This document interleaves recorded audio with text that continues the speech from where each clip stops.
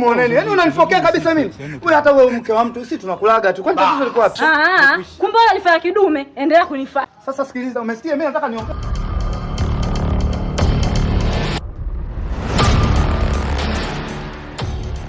Haya sasa. Marizana na kidume mwenzio. Kipenzi changu. Huyo ananisumbua toka huko napotoka, labda unifuata nyuma nyuma. Sasa malizana na mume wangu huyo akuoneshe mkuu. Aujourd'hui aussi c'est. Comment blaze? Ona mkia bibi. Wewe babu. Kwa hiyo wewe unajiona kidume sana unafuata mademu za watu au sio? Blaza, nilikuwa sijui kama mke wa mtu afu unajua, sio unajua tena changanyikeni mtaani. Unajua kama mademu wa siku zote jichagulie wa kwako. Kwa blaza sikujua, sole blaza. Wewe mshamba. Yaani demu wangu mimi unamuita changanyikeni?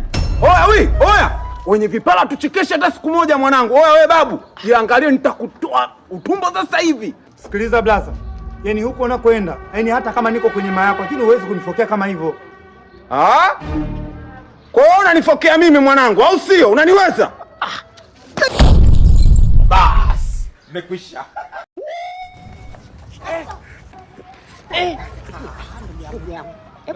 Aujourd'hui aussi c'est un autre jour. Pale na ile ndo si ndugu yangu. Asante. Mimi nimeumia. Unajua nimeumia. Sasa nakwambiaje? Njoo basi. Nije kukupoza maumivu. Unasema? Twende geto. Yaani twende geto na wewe? Twende geto nikakupoze maumivu. Ni mkubwa. Naijua wewe. Vingine viundu hili.